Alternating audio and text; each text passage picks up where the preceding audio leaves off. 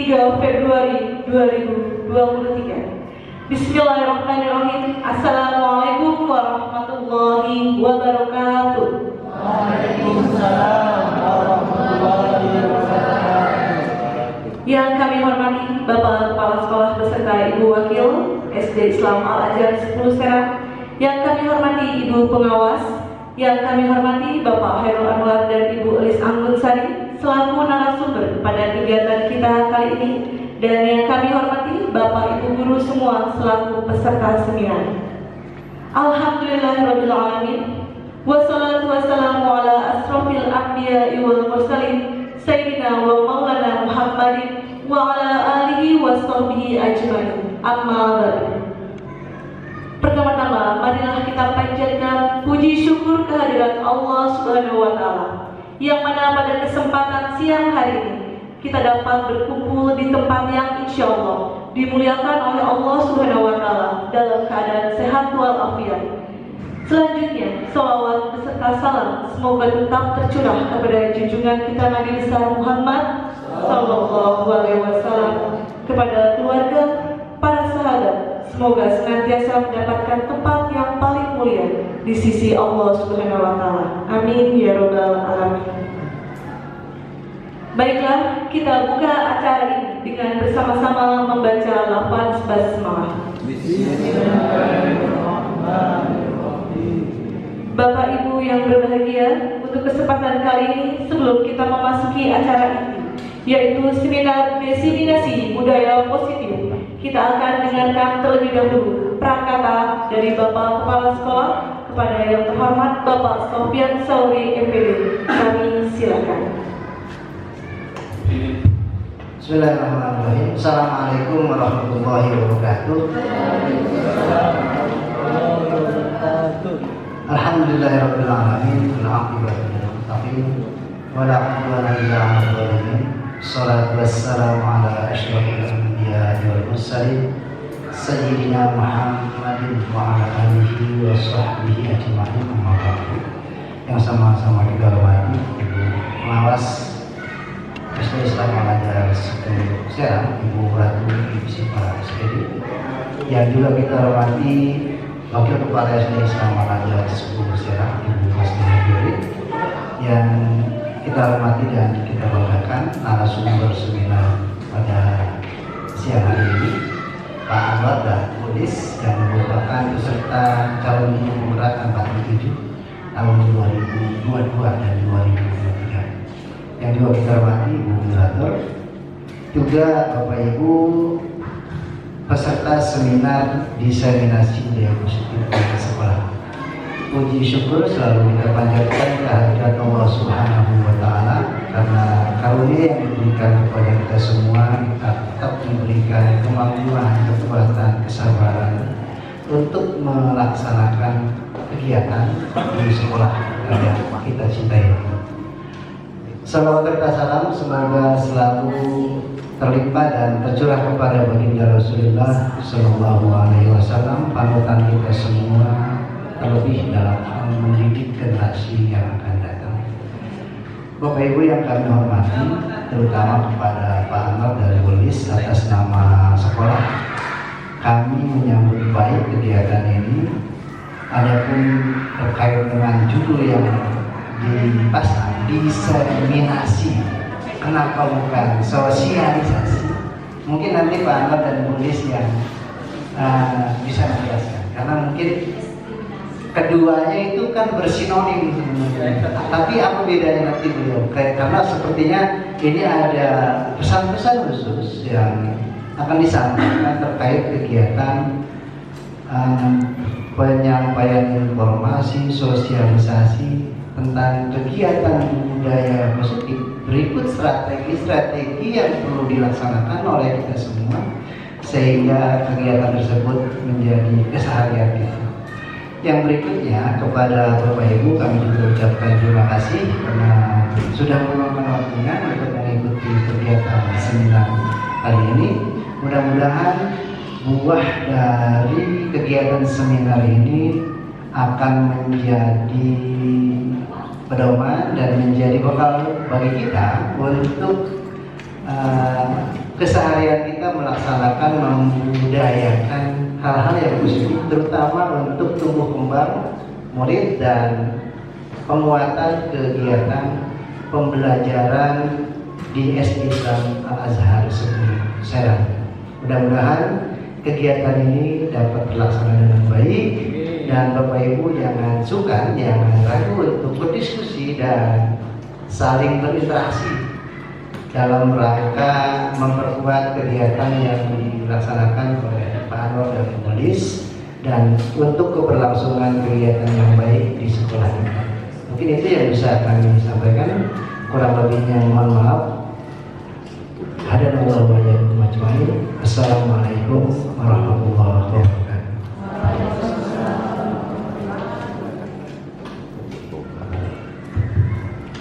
Baik, terima kasih Bapak Kepala Sekolah yang sudah menyampaikan prakata sambutan pada kegiatan kali ini. Selanjutnya, baik, kita akan mulai saja untuk acara inti kegiatan hari ini. Bismillahirrahmanirrahim. Selamat siang untuk semuanya. Bapak Ibu, apa kabarnya? Alhamdulillahirrahmanirrahim. Senang sekali saya berada di sini di tengah-tengah Bapak Ibu yang akan memandu acara ini dari awal hingga akhir nanti. Baik, di kegiatan kita kali ini kita akan mendengarkan bersama-sama pemaparan materi yang akan disampaikan oleh pemateri kita, yaitu Bapak Hairul Anwar dan Ibu Elis Anggunsari. Bapak Anwar dan Ibu Elis adalah calon guru penggerak angkatan ke-7 Kota Serang. Bapak Anwar adalah guru kelas 6 dan Ibu Elis adalah guru kelas 4 yang bertugas di SD Islam Al-Azhar 10 Serang. Materi yang akan dibahas adalah tentang budaya positif. Yang kita tahu adalah bahwa pengembangan budaya positif khususnya di sekolah dapat menumbuhkan motivasi intrinsik dalam diri anak untuk menjadi pribadi yang bertanggung jawab, memiliki kepribadian yang baik dan juga adab yang baik. Namun dalam kenyataannya banyak sekali tantangan kita sebagai pendidik untuk menerapkan budaya positif itu di sekolah. Misalkan cara mendisiplinkan anak, lalu memberikan hukuman yang tepat, dan bagaimana cara kita menanamkan kontrol yang baik dalam diri anak. Sementara kita tahu gempuran teknologi semakin dahsyat ya, khususnya dalam bidang teknologi digital sosial media saat ini. Nah, bagaimana semua itu akan kita bahas oleh narasumber, cara mengatasi dan apapun itu yang ada hubungannya dengan budaya positif yang ada di sekolah kita. Nah, kita akan bahas semuanya dengan narasumber yang sudah hadir pada hari ini. Beliau adalah guru yang sudah memiliki banyak pengalaman mengajar dan menghadapi anak didik dengan berbagai macam karakter. Bapak Ibu, langsung saja kita sambut dan beri tepuk tangan yang meriah untuk Bu Lis dan Pak Anwar. Apa kabar Bu? Alhamdulillah. Baik, Bapak Ibu semuanya, langsung saja kita akan silahkan untuk sesi pertama materi akan disampaikan oleh Bu Lis dan nanti akan disambung oleh Pak Anwar. Begitu kita siapkan fokus terbaik kita.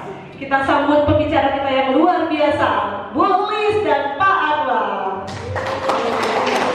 Subhanallah, luar biasa. Terima kasih Bu Nadia yang telah memandu sebagai moderator pada kegiatan kita kali ini. Bismillahirrahmanirrahim. Assalamualaikum warahmatullahi wabarakatuh. Waalaikumsalam warahmatullahi wabarakatuh. Pantun pembuka boleh Bapak Ibu yang hebat hari ini?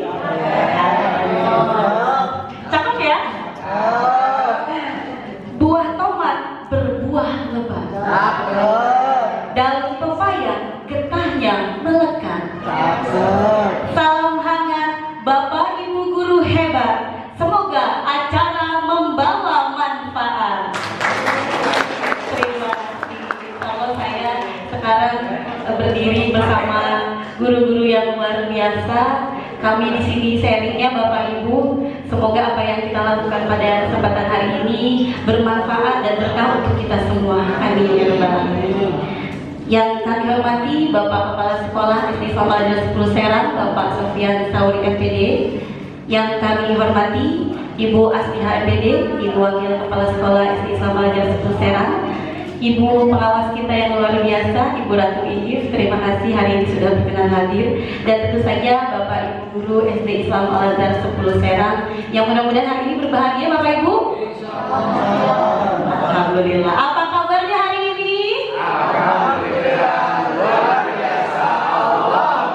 Subhanallah, yang di ujung ada Pak Ucus, luar biasa. Terima kasih Pak Ucus dengan semangatnya yang luar biasa hari ini. Mudah-mudahan kita di hari Jumat yang ceria ini membawa keberkahan. Amin ya rabbal alamin. Alhamdulillahirabbil alamin wassalatu wassalamu ala asrofil anbiya'i wal mursalin sayyidina Muhammadin wa ala alihi wa sahbihi ajmain. Amma ba'du. Alhamdulillah, bersyukur kepada Allah dengan segala nikmatnya kita dapat berkumpul hari ini dengan nikmat sehat, nikmat iman, nikmat Islam. Kita berada di majelis ilmu, mudah-mudahan untuk memberikan kebaikan atas apa yang sudah kita lakukan. Mudah-mudahan semua Allah mudahkan. Amin. Salawat serta salam semoga selalu tercurahkan kepada junjungan Nabi besar kita Muhammad Sallallahu Alaihi Wasallam. Semoga kita umatnya senantiasa mendapatkan syafaatnya hingga di akhir nanti. Amin ya rabbal alamin. Baik Bapak Ibu yang saya hormati, izinkan saya untuk memaparkan dan berbagi apa yang sudah kami peroleh di dalam pendidikan guru penggerak. Sebetulnya ini masih di tahap awal ya Ibu Bapak. Perjalanan kami masih ada beberapa modul yang harus kami tempuh, dan ini adalah modul di modul 1 akhir untuk aksi nyata kita kali ini, yaitu modul 1.4. Dan kami beri tema di sini adalah diseminasi budaya positif. Diseminasi apa ya Bapak Ibu? Mungkin ada yang pernah dengar? Belum? Oh, ya baik. Kalau saya sebagai guru bahasa Indonesia nih, kalau berbicara tentang arti kata, kita mungkin merujuknya kepada Kamus Besar Bahasa Indonesia, seperti itu ya. Dari Kamus Besar Bahasa Indonesia ini, diseminasi diartikan sebagai penyebaran ide. Sebetulnya sama dengan sosialisasi, hanya mungkin sinonimnya, dan diperuntukannya untuk kelompok. Bisa penyebar luasannya ini dari kelompok ke kelompok, mungkin dari tim kami dari guru penggerak, dan disosialisasikan, disebarluaskan apa yang kami dapat kepada kelompok yang lain. Yang alhamdulillah hari ini diperkenankan untuk di SD Islam Al-Azhar 10 Serang. Baik Bapak, izinkan saya mungkin bertanya sedikit nih, 2 poin. Hukuman dapat mendisiplinkan anak. Bagaimana menurut Bapak Ibu? Setuju atau tidak? Setuju.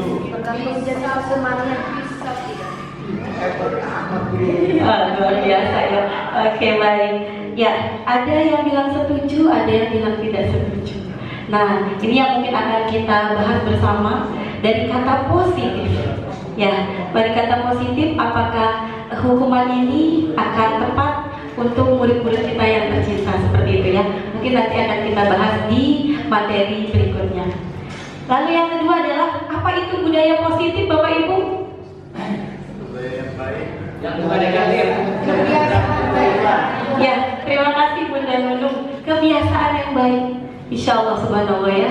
Yang kita lakukan, insya Allah sebagai pendidik, sebagai guru, ingin memberikan yang terbaik tentu saja buat anak didik kita, untuk murid-murid kita yang tercinta. Seperti yang tadi dikatakan oleh moderator kita, apakah semudah membalikkan telapak tangan? Tentu tidak. Tentu tidak ya Pak Wahyu ya. Tentu banyak hal penghambat sehingga tangan itu susah sekali untuk bisa berbalik dengan permasalahan karakter-karakter anak yang tentu saja berbeda. Ya, mudah-mudahan kita bisa lebih mudah dengan adanya penerapan budaya positif. Baik Bapak Ibu, kalau tadi apa itu budaya positif sudah disampaikan bahwa kebiasaan yang baik. Di sini saya mau sampaikan, ya betul sekali, untuk budaya positif adalah perwujudan hal-hal baik, praktik-praktik baik dari nilai-nilai atau kebajikan, nilai-nilai universal yang kita yakini bahwa itu adalah sesuatu yang baik, dari keadilan, tanggung jawab. Tentu itu adalah nilai-nilai yang harus kita tanamkan dalam diri kita. Ketika kita sudah menanamkan dalam diri kita, insya Allah itu akan tertanam di murid-murid kita. Tentu saja butuh proses dan keikhlasan dari kita semua. Tanggung jawab, kejujuran, bersyukur apa yang sudah kita peroleh hari ini. Mudah-mudahan kita selalu bersyukur. Lurus hati, berprinsip, integritas. Ya, kasih sayang, rajin, komitmen, percaya diri, kesabaran, dan banyak hal lain. Kalau sekarang di kurikulum Merdeka ada nilai-nilai kebajikan 6 profil pelajar Pancasila. Itu adalah nilai-nilai kebajikan yang sekarang sedang diusung dalam kurikulum Merdeka. Seperti itu ya Bapak Ibu. Budaya positif ini semoga bisa diterapkan di sekolah, menciptakan sekolah yang ramah murid. Bagaimana menciptakan sekolah yang ramah murid? Banyak hal yang harus kita dukung, kita kembangkan agar terciptanya budaya positif di sekolah. Seperti itu Bapak Ibu. Nah, mungkin ini pembiasaan kita yang insya Allah baik. Sudah kita terapkan budaya-budaya positif, di mana kita sudah menyambut murid setiap pagi dengan senyum, salam, sapa. Kalau saya ingat kata-kata dari Ibu Kepala Sekolah, Ibu Asliha, Bunda Lis, kalau misalnya ada anak kita yang salam ketika menyambut, sampai anaknya mengucapkan, kita memberikan salam, Assalamualaikum. Diusahakan bagaimana supaya anaknya menjawab seperti itu ya Bunda Asliha. Jadi adanya interaksi antara guru yang menyambut dengan anaknya, sehingga mereka merasa diterima untuk masuk ke dalam kelas. Bayangkan kalau kita sedang menyambut murid hanya tangannya saja, matanya kemana dan kemana, sehingga nanti ada pikiran dari murid, saya salaman tapi guru saya cuek saja. Mungkin seperti itu ya, penerapan pembiasaan budaya positif yang mungkin memang sudah kita lakukan, semoga terus ditingkatkan seperti itu. Budaya positif yang terjadi alhamdulillah dengan adanya KKG, kelompok kerja guru, alhamdulillah saya sebagai guru kelas 4 beserta teman-teman yang lain, alhamdulillah kami selalu berdiskusi atas kegiatan yang kami lakukan. Terutama setiap hari Jumat kami melaksanakan kegiatan proyek yang perlu adanya diskusi, masukan-masukan atau materi-materi apa yang harus kami lakukan. Insya Allah kami sudah melakukan secara diskusi. Kemudian anak-anak kami tanamkan dalam pembiasaan sholat, mengaji. Insya Allah itu adalah penerapan budaya positif. Dan mereka kreatif menciptakan berbagai karya untuk meningkatkan kemampuannya. Dan alhamdulillah pun sinergi, budaya positif itu butuh sinergi. Alhamdulillah kami didukung oleh Bapak Kepala Sekolah bersama Ibu Wakil Pimpinan Sekolah menerapkan budaya positif dengan cara adanya interaksi yang baik antara pimpinan dan kami Dewan Guru. Alhamdulillah terjadi sinergi yang baik. Terima kasih Bapak dan Ibu. Kalau kita berbicara tentang hal-hal baik, saya ambil dari psikiater yang bernama Daniel J. Siegel. Terima kasih Pak Ubay sebagai guru BK memberikan masukan secara psikologis apa sih ya yang harus kita tanamkan hal-hal baik itu. Terima kasih Pak Ubay. Nah, dari beliau dikatakan bahwa otak anak-anak bisa berubah tergantung dari ucapan dan tindakan yang Anda ambil. Mungkin kalau kita garis bawahi yang Anda ambil di sini adalah kita sebagai pendidik, bagaimana cara kita mengucap kepada anak. Mereka akan berpikir kalau kita berbicara yang baik, tentu mereka akan mengenal kita dan akan mudah-mudahan membiasakan hidup berbicara, bersikap juga dengan baik. Itu yang kita harapkan bersama-sama ya Bapak Ibu. Suatu hari nanti mereka juga akan menjadi orang tua. Nah, bagaimana mereka akan menjadi orang tua yang lebih baik? Seperti itu Bapak Ibu. Kalau kita lihat dari hadis riwayat Al-Bukhari dan Muslim, dikatakan bahwa siapa yang beriman kepada Allah dan tentu saja hari akhir, hendaklah ia berkata baik atau lebih baik dia. Lebih baik berkata yang baik ya Bapak Ibu, budayakan hal-hal yang baik. Mudah-mudahan anak kita juga akan terbawa yang baik. Baik, ini yang akan kami sampaikan 6 materi atau konsep-konsep inti dalam menerapkan budaya positif di sekolah. Yang pertama adalah disiplin positif dan nilai-nilai kebajikan universal. Baik.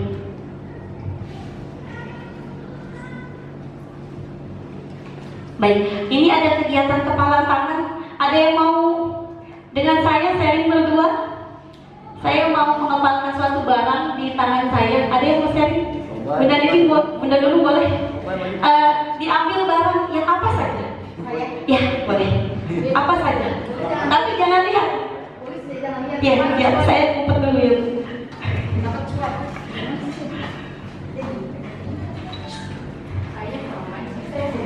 Boleh di sini Bunda? Iya. Baik, kita sama-sama ya Bu, mengepalkan tangan. Anggap kita tidak tahu, memang tidak tahu ya. Kita rahasiakan apa yang kita kepalkan tangannya. Nah, dari kepalan tangan ini, Bunda Nunung tuh ingin sekali mengetahui apa yang saya pegang. Bagaimana cara Bunda Nunung melakukannya? Terawang, Bu.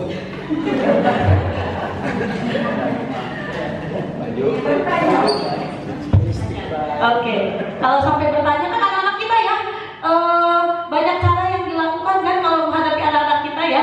Satu tidak bisa, cara apa lagi misalnya? Bertanya mungkin tidak bisa. Ih, ibu apa sih Bu? Gitu misalnya ya. Ini punya saya gitu. Apa Bu? Selain itu? Selain bertanya, ngintip-ngintip, memaksa, atau merebut. Nah, ini, nah bisa digaris bawahi. Ada kata memujuk, merebut seperti itu. Ada mungkin intimidasi. Ayo, kalau tidak mengerjakan, nanti kamu mau dikasih hukuman apa? Ayo, nah mungkin seperti itu. Bentuk dari keinginan kita untuk mengontrol si anak. Seperti itu. Coba kita diskusikan yang ini ya Bu. Apakah Anda atau B membuka kepalan tangan Anda? Baik. Bu Nunung tadi apa tadi? Pertama bertanya, misalnya Bu Guru itu apa? Misalnya Bu Guru tidak boleh tahu kan, mengintip kita curi-curi pelajar kan, misalnya atau apa gitu. Kalau misalnya enggak juga, ya bisa merayu kan. Bu Guru ayo dong, Bu Guru nanti aku belajar baik misal. Atau kalau tidak sama sekali, paksa. Nah, saya ketakutan ceritanya seperti Bu. Akhirnya, iya Bu, ini saya buka, ini yang berharga buat saya. Jadi saya buka gitu ya. Terus apakah Anda atau dia menutup kepala tangan Anda? Sekarang saya nih, Bu, apa sih itu yang ada di kepala tangannya? Ada aja. Ih, Bunda Nunung mah cantik banget. Mau sih tahu apa sih yang di kepala tangannya itu? Rahasia. Bunda Nunung, saya ada hadiah nih. Bunda Nunung boleh dibuka, diambil? Boleh. Ya, terima kasih buat Bunda Nunung. Iya. Nah, kalau kita merujuk pada pertanyaan ketiga, dalam kegiatan ini sesungguhnya siapa yang memegang kendali atau kontrol dalam membuka atau menutup kepala tangan saya tadi sama Bunda Nunung? Kira-kira siapa? Tulis. Saya? Nah, Gara-gara hadiah. Nah, kalau bicara tentang adanya hadiah, berarti poin penting jawab 3 adalah dalam kegiatan kepala tangan ini, kontrolnya berarti ada pada diri kita sendiri. Wes, saya nanti takut dimarahin sama Bunda Nunung. Akhirnya, ya Bu, ini saya buka. Bunda Nunung, gak apa-apa lah, saya buka aja karena saya dapat hadiah. Betul nggak? Jadi kontrolnya ada pada diri sendiri. Betul tidak? Terima kasih Bunda Nunung. Boleh tepuk tangan dong buat Bunda Nunung. Terima kasih. Boleh. Sama-sama. Terima kasih Bunda Nunung. Itu contoh ya bagaimana kontrol itu sebetulnya memang ada pada diri kita sendiri. Bagaimana seorang murid mungkin merasa dikontrol sampai bapak ibu gurunya. Ya sudah, saya kerjakan saja. Ya sudah, saya harus siap. Nah, itu kontrolnya ada di diri kita sendiri. Kita bisa karena takut, karena kita siap. Oh iya, saya harus melakukannya. Supaya apa? Supaya saya dapat nilai yang baik, misalnya seperti itu. Jadi kontrol adalah ada pada diri kita sendiri. Nah, bagaimana memanagenya? Itu yang paling penting yang kita pelajari hari ini. Di dalam surat Al-Quran, surat Ar-Ra'd ayat 11, sesungguhnya Allah tidak akan merubah suatu kaum sebelum mereka merubah keadaan diri mereka sendiri. Kalau tadi yang kita praktekkan antara saya dan Bunda Nunun, tentu ini adalah pengaruh dari diri sendiri. Bagaimana kita mau merubah? Ini yang harus kita lakukan. Merubah ke arah yang positif tentu saja. Tentu saja kita ingin yang kita lakukan adalah praktik-praktik baik supaya terciptanya hal-hal yang baik juga.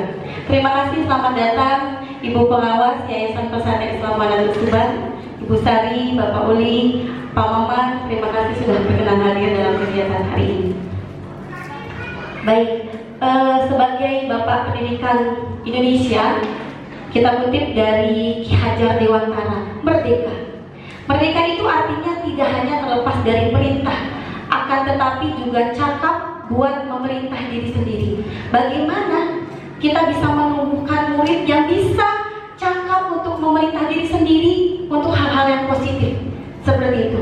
Itulah yang ingin kami bagi kepada Bapak Ibu tentang diseminasi budaya positif tersebut. Perubahan paradigma belajar. Baik. Nah, ini kami ambil ucapan dari psikiater dan pendidik Dr. William Glasser. Ada beberapa miskonsepsi tentang makna kontrol. Yang pertama adalah ilusi guru mengontrol murid. Apa itu Bapak Ibu? Pada dasarnya kita tidak dapat memaksa murid untuk berbuat sesuatu jikalau murid tersebut memilih untuk tidak melakukannya. Saya tidak mau Bapak Ibu, jangan paksa saya. Mungkin ada yang seperti itu. Ya, Bapak Ibu ya. Nah, tapi kita dengan sekuat tenaga tuh, bagaimana supaya si anak melaksanakannya. Nah, ketika dia ya sudah saya akan buat. Tapi mungkin dalam hal ini terjadinya sebuah miskonsepsi. Kita seolah sudah mengontrol murid, padahal murid itu sendiri yang mengontrolnya sendiri. Oh ya, saya harus melakukannya. Kalau saya mau dapat nilai yang baik, berarti saya harus melakukannya. Seperti itu. Kemudian yang miskonsepsi yang kedua adalah ilusi bahwa semua penguatan positif, efektif, dan bermanfaat. Apa itu Ibu? Bapak? Penguatan positif atau bujukan adalah bentuk-bentuk kontrol. Segala usaha untuk mempengaruhi murid agar mengulangi suatu perilaku tertentu adalah sesuatu usaha untuk mengontrol murid tersebut. Bagaimana? Oh, kamu melakukan ini terus ya? Seperti ini terus ya? Nah, kita mengontrol murid-murid tersebut. Dalam jangka waktu tertentu, kemungkinan murid tersebut akan menyadari dan mencoba untuk menolak bujukan kita. Atau bisa jadi murid tersebut menjadi tergantung pada pendapat guru untuk berusaha. Ya, kalau sama Bapak Ibu guru ini, ya sudah, saya mau kalau sama Bapak guru ini. Tapi ketika Bapak Ibu guru mungkin pergantian, mungkin berhalangan guru yang A-nya tersebut, ya, kemudian digantikan oleh guru yang lain. Saya nggak mau, itu bukan kualitas saya, itu bukan. Nah, inilah miskonsepsi kita tentang kita merasa kita sudah penguatan efektif dan bermanfaat, tapi ternyata itu mengontrol murid untuk hanya mendengarkan kita saja, seperti itu. Kemudian yang ketiga adalah ilusi bahwa kritik dan membuat orang merasa bersalah dapat menguatkan karakter. Menggunakan kritik dan rasa bersalah untuk mengontrol murid menuju pada identitas gagal. Wah, saya dimarahin, dikritik sama Bapak Ibu guru saya. Nah, mereka akan merasa gagal. Wah, saya berarti tidak bisa. Saya sebagai anak yang tidak bisa dan sebagainya. Nah, kemudian ada miskonsepsi berikutnya adalah ilusi bahwa orang dewasa memiliki hak untuk memaksa. Mungkin kita sebagai pendidik, ya kamu harus melakukannya, itu tugas kamu. Nah, itulah yang harus kita mungkin agak hindari ya Bapak Ibu. Nah, adanya perubahan paradigma ini dari stimulus respon ke teori kontrol Bapak Ibu. Bagaimana dulu mungkin stimulus respon yang sudah kita lakukan, kita mencoba mengubah orang agar berpandangan sama dengan kita. Tapi seharusnya kita kontrol. Kita harusnya berusaha memahami pandangan orang lain tentang dunia, pandangan mereka. Sebelum kita memaksakan keinginan kita tanya dulu, apa pendapat kamu? Supaya terjadinya interaksi yang baik seperti itu. Perilaku buruk dilihat sebagai suatu kesalahan. Wah, ini sudah salah, pasti salah. Tapi bagaimana dengan teori kontrol? Iya. Bagaimana kita bisa membuat anak bisa mengontrol dirinya untuk lebih baik? Gimana ya? Kemudian semua perilaku memiliki tujuan. anak dalam kebiasaannya mungkin punya tujuan apa yang ingin dia lakukan seperti itu. Kemudian model berpikir menang-menang, tidak ada yang salah di sini. Bapak ibu guru bersama murid sama-sama mencari solusi. Jadi tidak ada yang memaksa dan dipaksa, gitu ya Bapak Ibu. Realitas kebutuhan kita yang berbeda. Tentu saja setiap anak punya kebutuhannya masing-masing yang berbeda. Baik, disiplin Bapak Ibu artinya apa ya? Oh, berasal dari bahasa Latin yang artinya belajar. Semoga kita bisa belajar untuk mendisiplinkan diri, membuat kita dapat menggali potensi menuju tujuan agar anak murid kita merasa dihargai oleh Bapak Ibu gurunya sebagai kontrol diri agar mencapai suatu tujuan yang mulia. Tentu saja sebagai pendidik, tujuan kita adalah menciptakan anak-anak yang memiliki disiplin diri sehingga mereka bisa berperilaku dengan mengacu pada nilai-nilai kebajikan universal dan memiliki motivasi intrinsik, bukan ekstrinsik. Artinya apa motivasi intrinsik? Motivasi yang ada dalam diri anak-anak. Mereka tahu mereka salah, itu dari mereka sendiri. Gitu, Bapak Ibu. Baik, selanjutnya adalah, nah, Bapak pendidikan kita Ki Hajar Dewantara juga menyatakan bahwa di mana ada kemerdekaan, disitulah harus ada disiplin yang kuat. Bagaimana kita merdeka tadi yang seperti disampaikan Bapak pendidikan kita Ki Hajar Dewantara. Sesungguhnya disiplin itu, yaitu kita sendiri yang mewajibkan kita dengan sekuat-kuatnya, sekeras-kerasnya. Jika ingin kita bisa, berarti kita harus disiplin. Seperti itu ya Bapak Ibu. Demikian juga dengan peraturan harus ada di dalam suasana yang merdeka. Jangan mereka menganggap peraturan itu mengekang mereka. Kamu melakukannya harus nanti seperti ini. Tapi bagaimana mereka memang harus melakukannya tanpa adanya kekangan atas peraturan seperti itu. Baik, disiplin positif Bapak Ibu, bagaimana murid dapat mengontrol diri dalam melakukan suatu tindakan berdasarkan motivasi intrinsiknya yang ada dalam dirinya, sehingga mereka dapat bertanggung jawab dan menumbuhkan kesadaran diri berdasarkan nilai-nilai kebajikan. Nah, setiap perilaku, perbuatan memiliki suatu tujuan. Salah satu tujuannya adalah menerapkan nilai-nilai kebajikan itu. Apa sih nilai-nilai kebajikan? Sifat-sifat positif manusia yang merupakan tujuan mulia yang ingin dicapai setiap individu. Seperti yang digaungkan dalam profil pelajar Pancasila tadi, yaitu ada 6 nilai-nilai kebajikan. Yang pertama adalah beriman, bertakwa kepada Tuhan Yang Maha Esa, dan berakhlak mulia, mandiri, bernalar kritis, berkebinekaan global, bergotong royong, dan kreatif. Inilah nilai-nilai positif yang ingin diterapkan, yang coba ingin kita terapkan bersama-sama di sekolah. Mudah-mudahan dapat kita laksanakan bersama. Yang kedua materinya adalah tentang teori motivasi, hukuman, dan penghargaan atau restitusi. Bapak Ibu, saya ada 3 pernyataan nih. Kalau pernyataan pertama, murid diminta untuk push up 15 kali karena tidak menggunakan masker ke sekolah. Kira-kira hukuman atau konsekuensi ya Bapak Ibu? Hukuman? Oke, baik, nanti kita lihat bersama ya. Yang kedua, menggantikan kertas tugas teman yang telah dicoret-coret. Konsekuensi, baik. Yang ketiga, membersihkan tumpahan air di meja tulis karena tersenggol pada saat belajar. Konsekuensi. Subhanallah ya. Ya, inilah yang mungkin terjadi di kehidupan kita sehari-hari sebagai pengajar. Buat tepuk tangan untuk kita semua dong. Luar biasa Bapak Ibu guru hebat. Yang pertama adalah sebuah hukuman.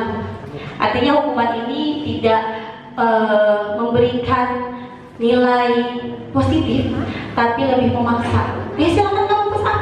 Nah, tidak ada persetujuan dulu kepada anak terhadap hukuman yang telah kita lakukan. Kemudian menggantikan kertas tugas teman yang telah dicoret-coret dan membersihkan tumpahan air di meja tulis karena tersenggol pada saat belajar, itu adalah konsekuensi. Kamu yang melakukan, kamu yang harus bertanggung jawab. Jadi tidak keluar dari jalur yang ada seperti itu. Nah, ini perbedaannya ya Ibu dari hukuman dengan konsekuensi. Hukuman itu lebih kepada sesuatu yang menyakitkan harus terjadi. Anak, silakan lari, kamu terlambat, lari 10 putaran lapangan sampai kelas. Kenapa? Wah, aku capek, Bu, boleh istirahat. Nanti mereka tidak konsentrasi. Mungkin seperti itu ya. Maka konsekuensi yang lebih tepat adalah konsekuensi bagaimana mereka mendapatkan hal baik dari hal yang mereka sebenarnya tidak lakukan yang betul begitu. Bagaimana kita membimbing supaya mereka lebih baik seperti itu. Jadi tidak membuat anak sakit secara fisik maupun hati. Ya, kata-kata ya Ibu, berkatalah yang baik, jika tidak diam. Kadang dari perkataan bisa timbul hal-hal yang negatif tentang dari diri anak mungkin. Saya pernah dikatakan ini oleh ibu guru saya. Nah, mungkin nanti mereka akan memendam itu. Bisa jadi mungkin seumur hidup anak tersebut. Maka itu mungkin yang harus kita hindari. Nah, kemudian seorang penulis bernama Dian Gosun menyatakan ada 3 motivasi perilaku yang mudah-mudahan kita bisa terapkan, Bapak Ibu. Ya, ini untuk 2 poin yang tadi saya sampaikan, ini termasuk pada motivasi eksternal, artinya motivasi yang ada di luar murid tersebut. Yang mungkin kita harus tanamkan adalah yang ketiga tadi, untuk menjadi orang yang mereka inginkan dan menghargai diri mereka sendiri dengan nilai-nilai yang mereka percaya. Nah, bagaimana memberikan apresiasi kepada murid Bapak Ibu? Iya, beri dukungan secara khusus, secara pribadi. Nah, setiap anak itu istimewa, insya Allah. Karakter murid berbeda-beda, tapi tentu saja mereka punya sesuatu yang bisa dibanggakan satu sama lain. Ya, makanya kita harus memberikan apresiasi secara bergantian, secara pribadi. Wah, si A hebat ya, kamu hebat, luar biasa. Jangan yang itu saja yang diberikan apresiasi, sehingga yang lain mungkin merasa, wah, saya tidak bisa dan sebagainya. Mungkin seperti itu ya. Karena pengakuan itu kan harus secara konsisten, fokus pada prosesnya. Bagaimana di anak tersebut kita berikan penghargaan, tentu saja karena prosesnya. Gitu. Anak yang ikut lomba, prosesnya yang kita hargai. Ketika tidak dapat lomba, ya sudah. Tapi kalau sekali lomba kan kita kasih selamat ya, luar biasa ya. Tapi ketika tidak dapat, mungkin kita sedikit melupakan. Nah, justru prosesnya yang harus kita hargai. Wah, hebat ya, luar biasa. Kamu bisa belajar lebih dibandingkan teman-teman yang lain, seperti itu. Nah, ini yang contoh dari pengakuan atau apresiasi kebajikan yang bisa kita terapkan ke murid kita. Misalnya pada saat si anak menolong murid baru di kelas kita, nanti kita bisa sampaikan apresiasinya. Kemarin saya perhatikan, ibu perhatikan, rasa empatimu besar sekali. Kamu bisa merangkul murid baru seperti itu. Kemudian ada pada saat kamu membantu teman-teman di tugas kelompok, wah, ibu bangga deh, ibu menghargai deh kepedulian kamu. Nah, seperti itu ya, mereka biar tertanam hal-hal baik, tanggung jawab, kepedulian. Wah, kalau saya melakukannya berarti harganya ini loh. Seperti itu ya Bapak Ibu.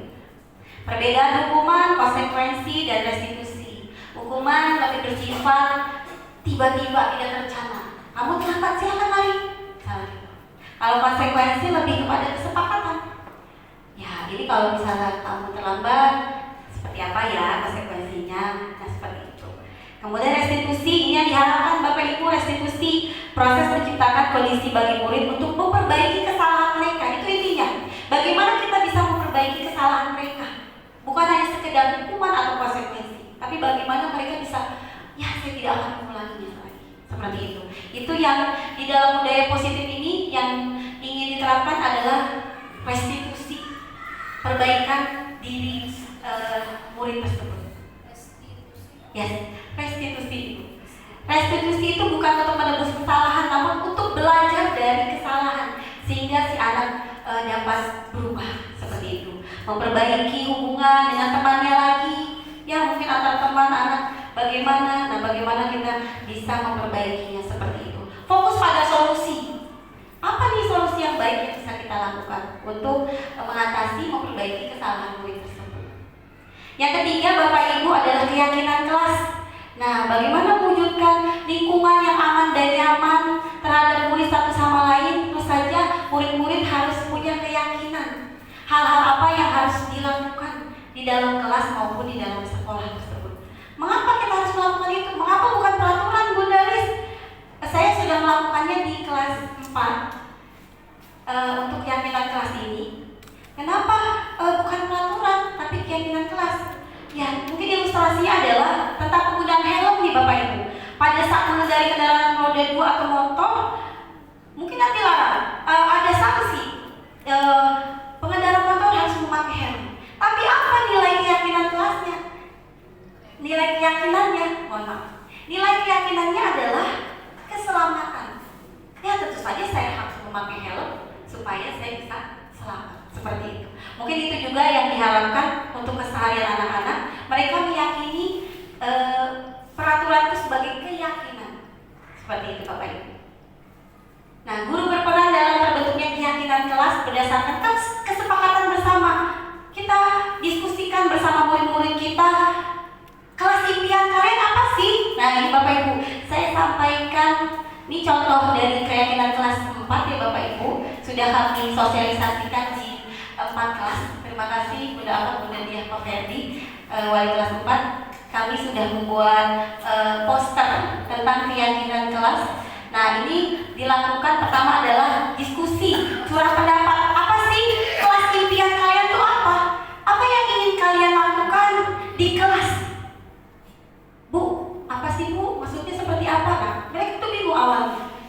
Ayo diskusikan. Kamu kalau ke sekolah harus datang tepat waktu tidak? Kalau murid SD mungkin harus banyak ilustrasi ya, contoh-contoh ya. Kamu kalau ke sekolah datangnya jam berapa? Datangnya pukul berapa? Nah, terus kalau kamu melihat teman yang datang ke sekolah kamu yang tepat waktu, rasanya seperti apa? Nah, kita buat bangun keyakinan kelas itu berdasarkan diskusi. Nah, ini berkelompok Bapak Ibu, mereka menentukan, saya mau impian kelas saya rapi. Nah, kelas saya saling menghargai antar teman dan lain sebagainya. Didiskusikan bersama teman-temannya, kemudian kami simpulkan. Nah, mereka setelah menulis di kertas Bapak Ibu yang sudah saya berikan, kemudian mereka tuliskan di stick notes satu keyakinan yang mereka inginkan, kemudian ditempel di mading seperti itu. Kemudian, nah ini setelah itu, ini keyakinan kita sama-sama ya, disimpulkan sama kita semua.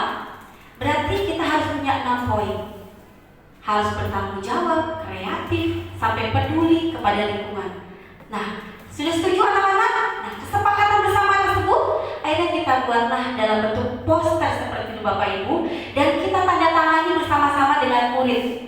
Saya dan murid-murid di kelas menandatangani keyakinan kelas kita supaya kita sepakat. Nanti kalau misalnya ada yang bagaimana, tuh kan sudah tanda tangan, berarti ada yang harus kita perbaiki bersama. Seperti itu ya Bapak Ibu. Nah, ini posternya seperti ini Bapak Ibu. Ukurannya mungkin lebih besar sedikit dari situ, kami tempel di kelas kami. Ya, baik itu tadi untuk 3 materi awal dalam menerapkan budaya positif di sekolah. Mudah-mudahan kita bisa bersama-sama ya Bu, bersinergi. Amin. Berikutnya untuk materi selanjutnya akan disampaikan oleh Bapak Hairul Anwar. Padanya kami persilakan.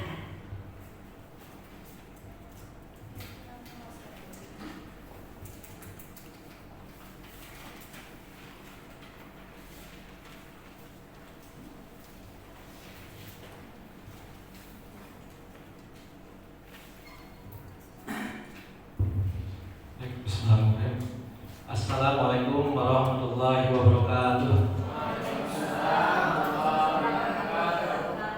Terima kasih yang terhormat Bapak pengurus ya hari ini, pengurus yayasan hadir semua, dari sekretaris yayasan Pak Maman, selamat datang, kemudian pengawas Ibu Sari dan Pak Haji Uli selaku sekretaris yayasan, kemudian yang terhormat Ibu Iif selaku pengawas SD, Bapak Kepala Sekolah dan Ibu Wakil Kepala Sekolah SD Islam Ajar Serang, yang saya hormati Bapak Sofian Sauri dan Ibu Askia, dan buat rekan-rekan Bapak Ibu guru semuanya yang berbahagia.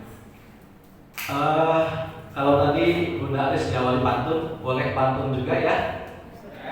Biar pasti. Nah, ini cara kerja karena tidak pernah berpantun. Ya, baik. Simpan jarum di dalam peti. terinjak kaki akan terluka. Oleh sakit. Bapak Ibu guru yang saya hormati, izinkan saya menyampaikan 1-2 kata. Terima kasih. Ya, sebelumnya Bapak Ibu semuanya, saya hadir di depan. Mohon maaf sebelumnya, bukan berarti lebih dari Bapak Ibu semua. Ini salah satu dari kegiatan dari PGP Pendidikan Guru Penggerak sebagai calon guru penggerak angkatan ke-7. Alhamdulillah diwakili dari sekolah kita lolos. Saya sendiri dan Bu Nalis, mudah-mudahan pada angkatan-angkatan berikutnya Bapak Ibu guru juga bisa mengikuti, sehingga apa yang tadi dipaparkan oleh Bu Nalis kita bisa memahami dan untuk melaksanakan, karena kita sudah memahami semua, insya Allah akan lebih mudah. Baik, untuk poin berikutnya, kebutuhan dasar manusia dan dunia berkualitas. Ya, ada beberapa kebutuhan dasar manusia. Ada 5 ya. 5 kebutuhan dasar manusia. Yang pertama, bertahan hidup. Yang kedua, kebebasan, kasih sayang dan rasa diterima, kesenangan dan penguasaan.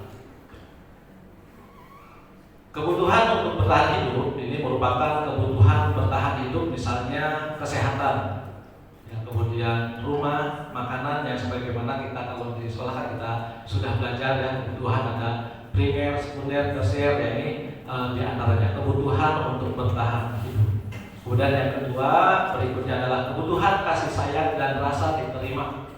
Ya, ini untuk disayangi dan diterima meliputi kebutuhan akan hubungan dan koneksi sosial, dan diterima seperti teman, keluarga, pasangan hidup, dan teman kerja.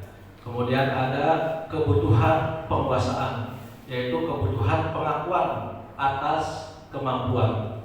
Kebutuhan ini meliputi keinginan untuk dianggap berharga, bisa membuat perbedaan, bisa membuat pencapaian, kompeten, diakui, dihormati. Ini meliputi self-esteem dan keinginan untuk meninggalkan pengaruh.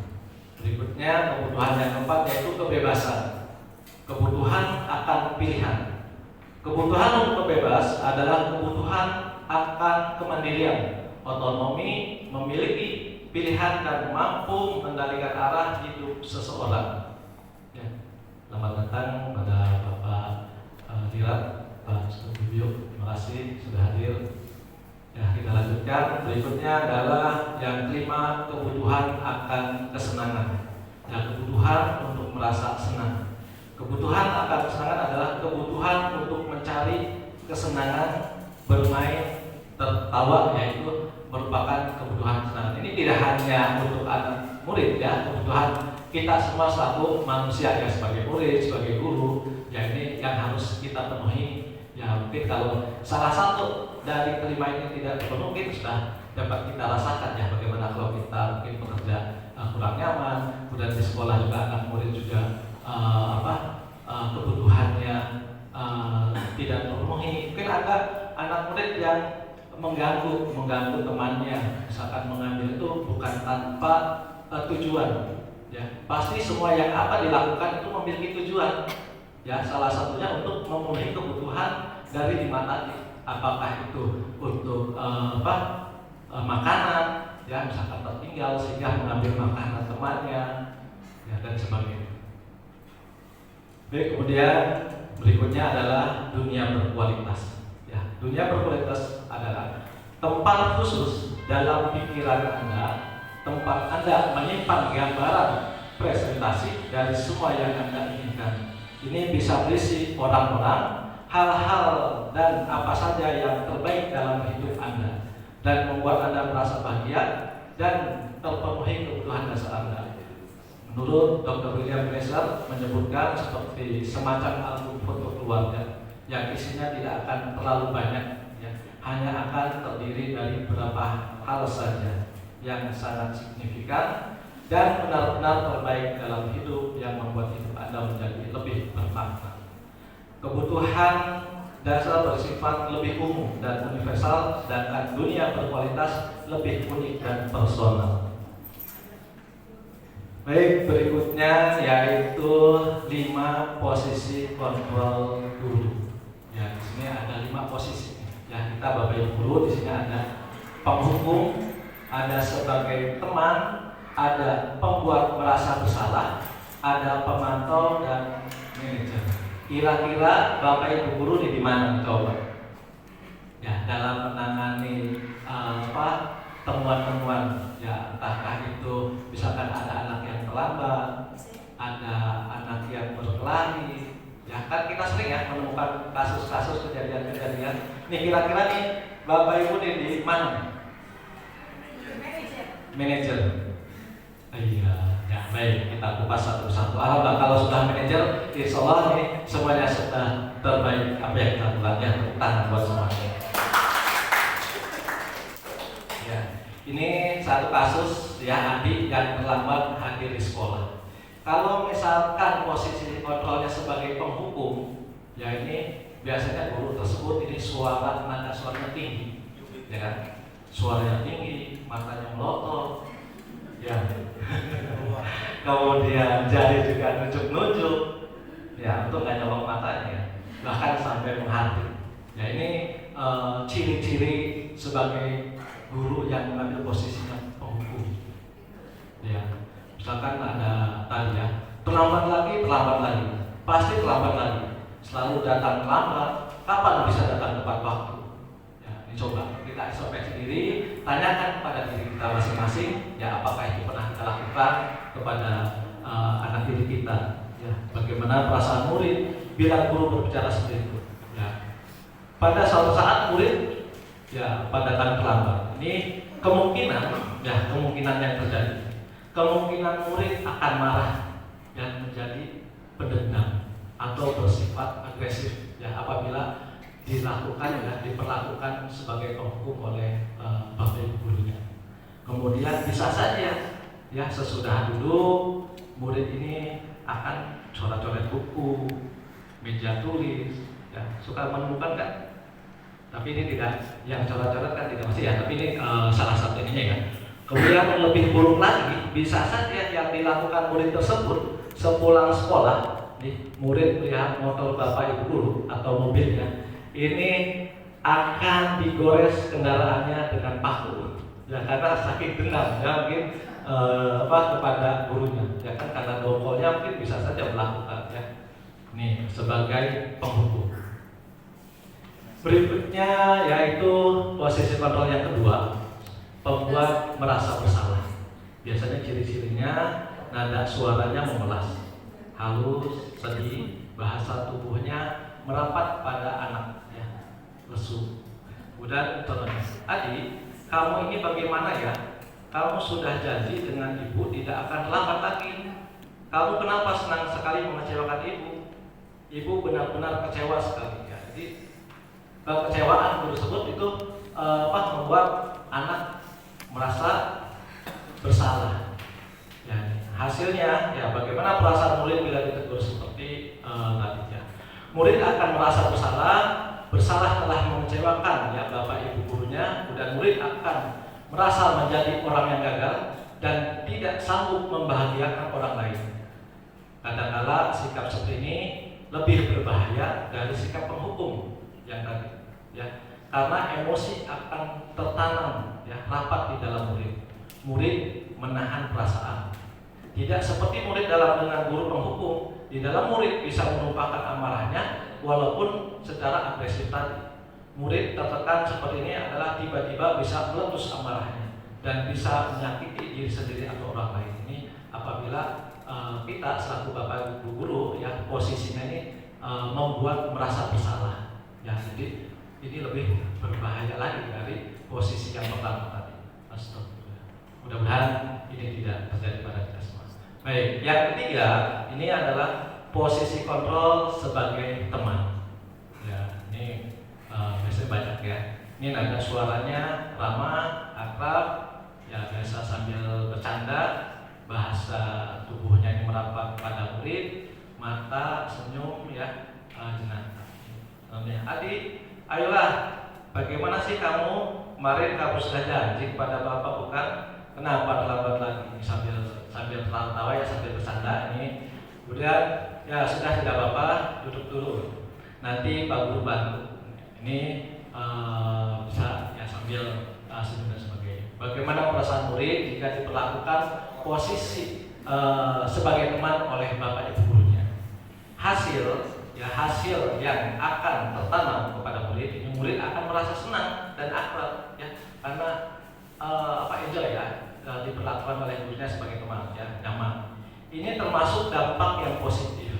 Hanya saja di sisi negatif ini murid menjadi tergantung pada guru tersebut. Bila ada masalah, dia merasa bisa mengandalkan guru tersebut untuk membantunya.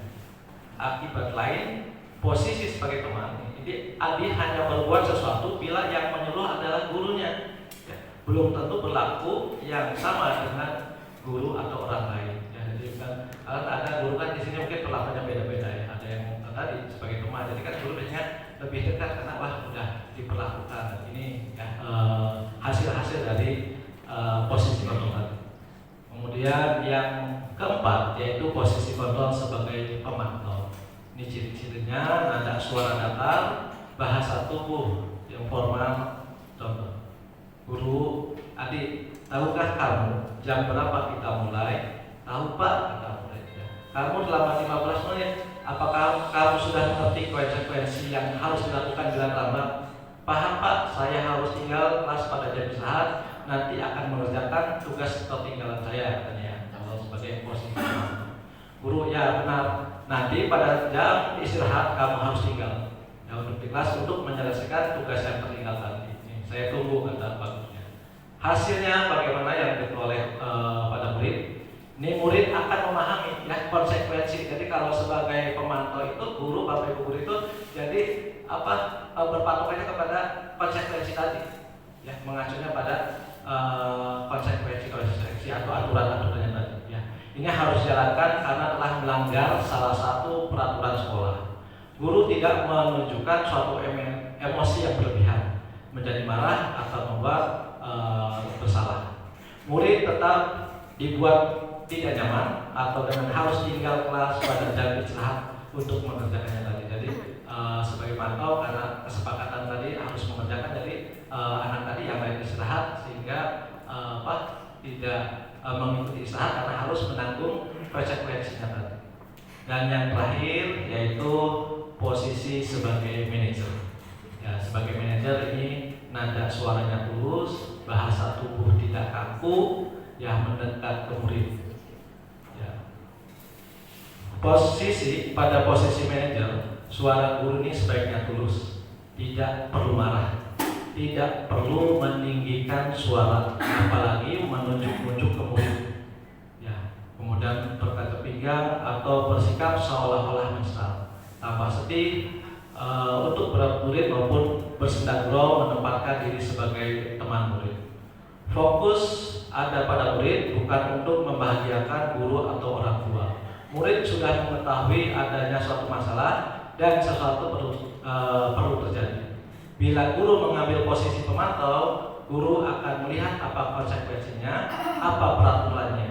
Namun, pada posisi manajer, guru akan mengembalikan tanggung jawab pada murid untuk mencari jalan keluar permasalahannya. Tentu dengan bimbingan guru. Jadi dengan salah satunya membuat keyakinan kelas yang tadi sudah disampaikan, kesepakatan, keyakinan, sehingga ketika ada kasus, jadi kita mengembalikan kepada keyakinan yang telah disepakati tadi.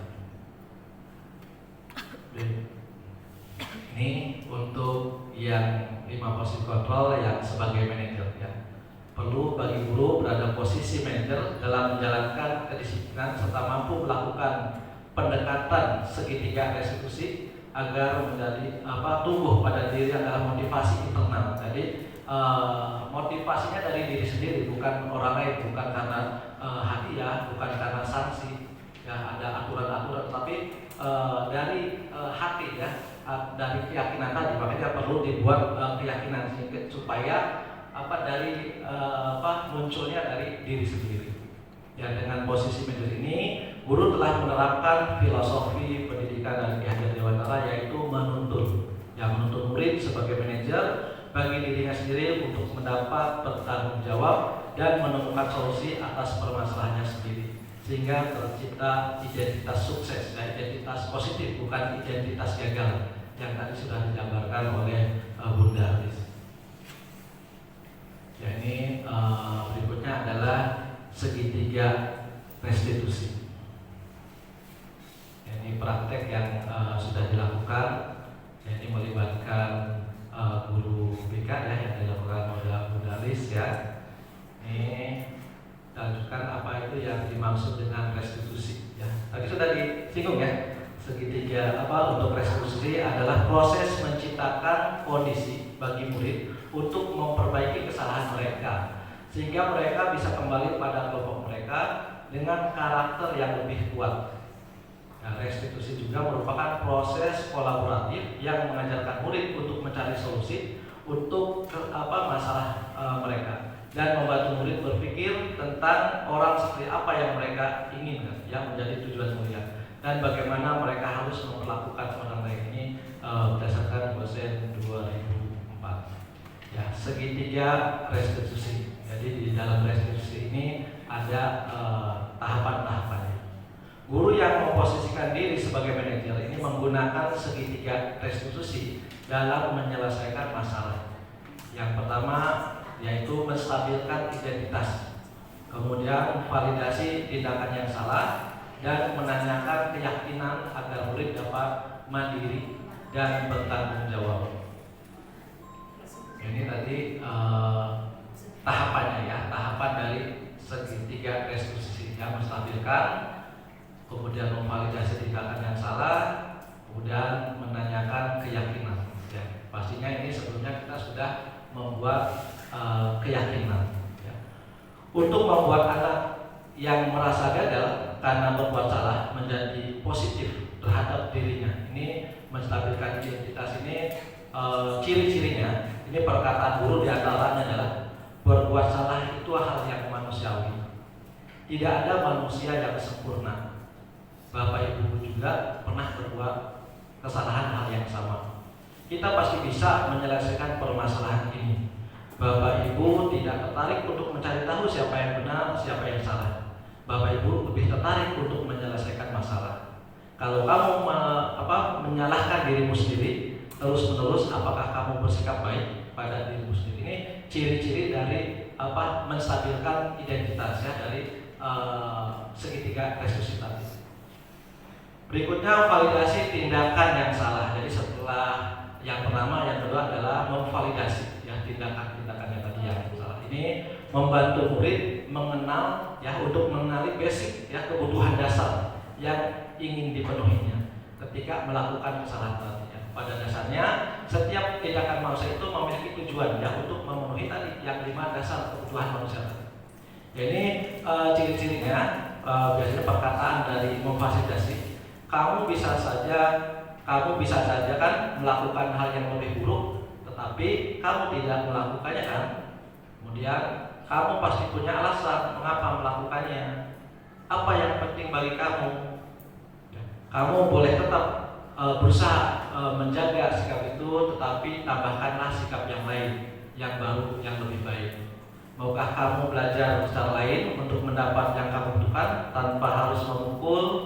Ya, kemudian apakah kamu bisa melakukan hal yang lebih baik besok dan untuk kedepannya? Dan yang terakhir adalah menanyakan keyakinan. Ya, keyakinan ini anak melihat kesalahannya dihubungkan dengan norma sosial atau nilai-nilai yang mendasari manusia berinteraksi dengan orang lain. Ya, biasanya kalau di kelas setelah kita membuat keyakinan, ini nanti mengacu pada keyakinan yang telah kita buat. Ini diantaranya adalah apa nilai yang kita percaya di kelas.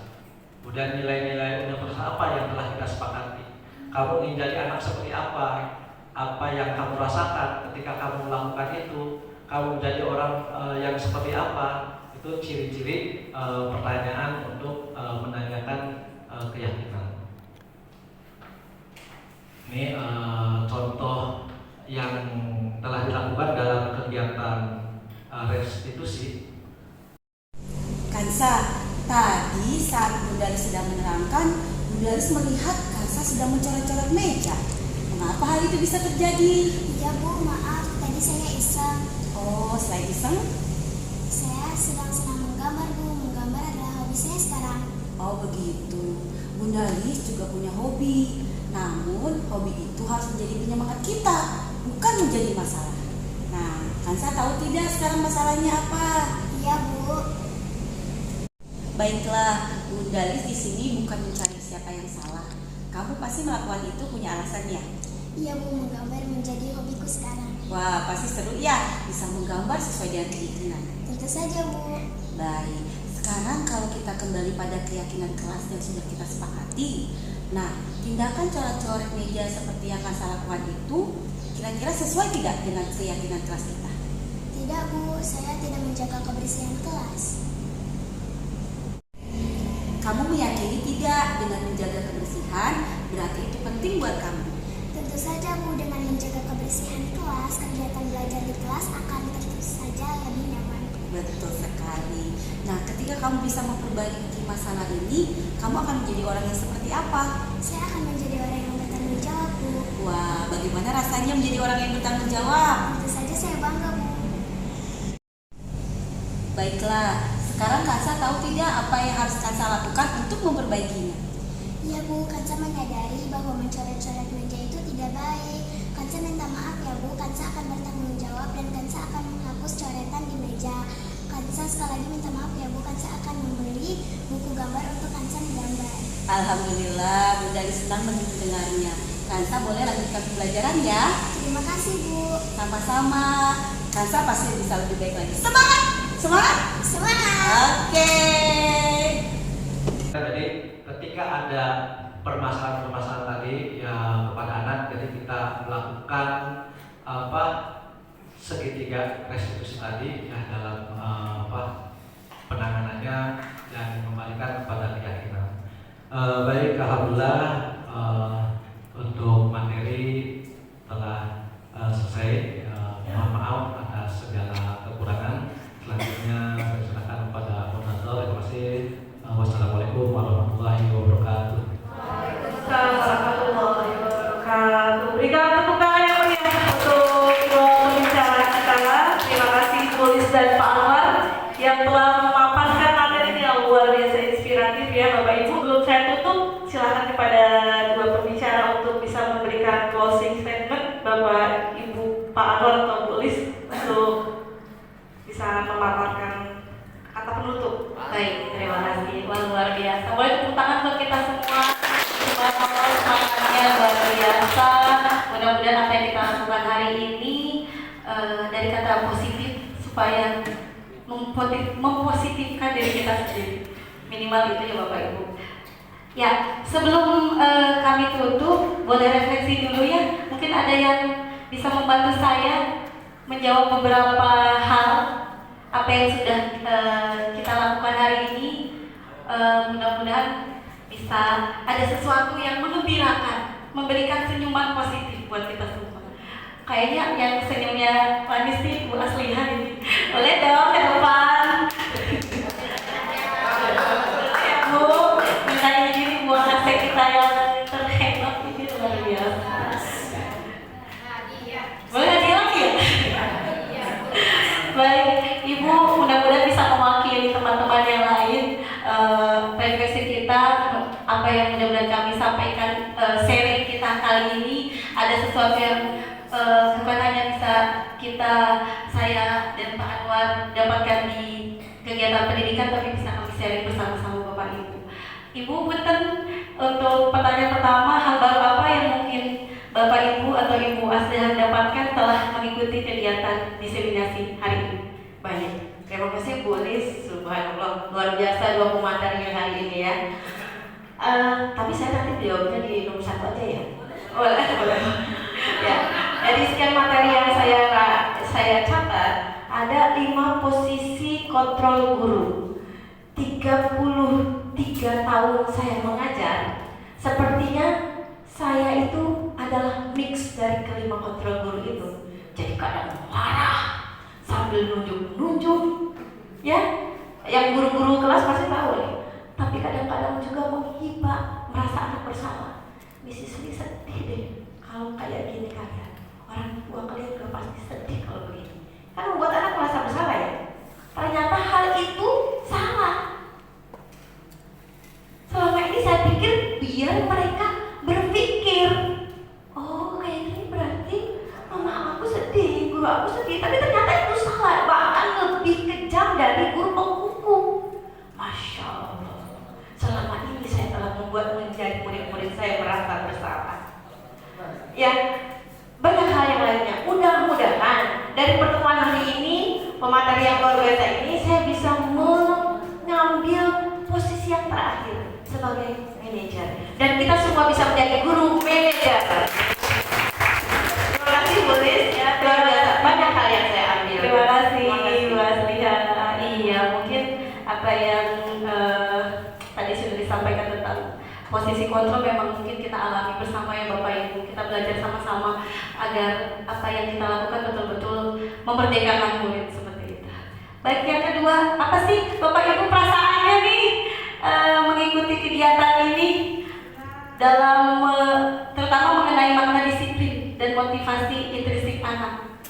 Ada yang mau mungkin memberikan pendapatnya? Bagaimana perasaannya Kiki? Ya senyum, mudah-mudahan bahagia ya. Boleh dong Kiki. Kasih perasaannya, maksudnya biar kami juga sama-sama belajar.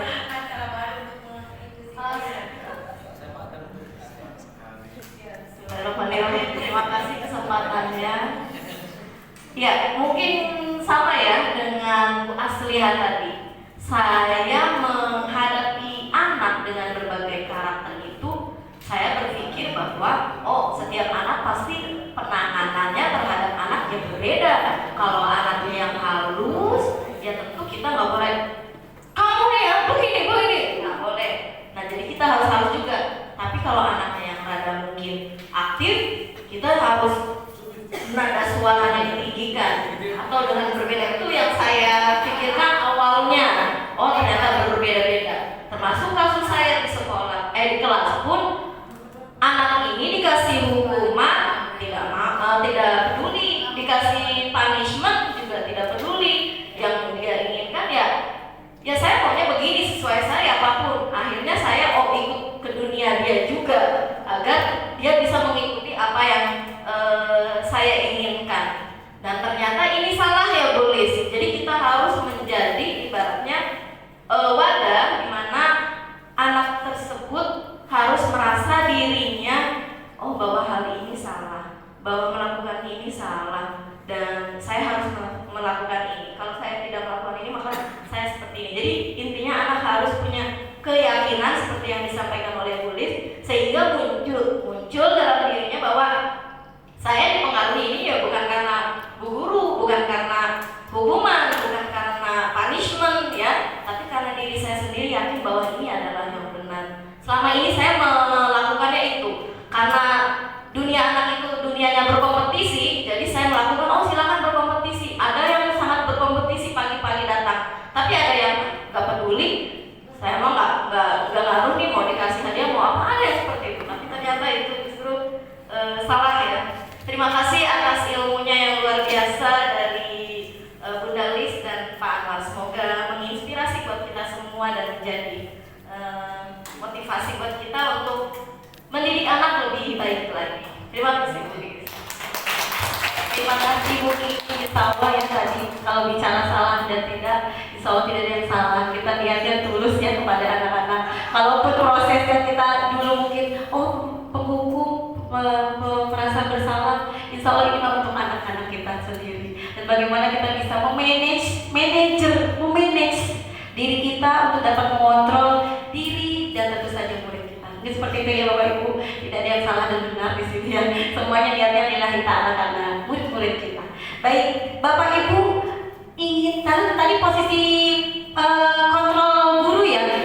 Berarti kalau kita saksikan tadi pemaparannya, Bapak Ibu kira-kira mau menjadi alum atau posisi kontrol yang seperti apa setelah mengikuti kegiatan hari?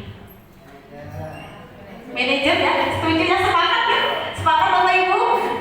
Sepakat Bapak Ibu, kita bisa sama-sama belajar. Mudah-mudahan kita bisa jadi guru-guru yang bisa mendidik, mengajar murid-murid kita ke arah yang positif. Tentu saja dengan sikap, perilaku, tindakan yang kita lakukan juga positif. Membudayakan positif, membiasakan yang baik, insya Allah tujuan kita juga adalah untuk murid-murid kita yang tercinta. Seperti itu Bapak, Ibu, terima kasih atas kesempatan yang telah diberikan pimpinan sekolah Bapak Sufyan Sauri, Bu Asliha, serta pengurus Yayasan Pesantren Islam Pondok Tuban yang hari ini alhamdulillah mensupport kami, beserta Bapak Ibu guru yang hadir luar biasa semangat.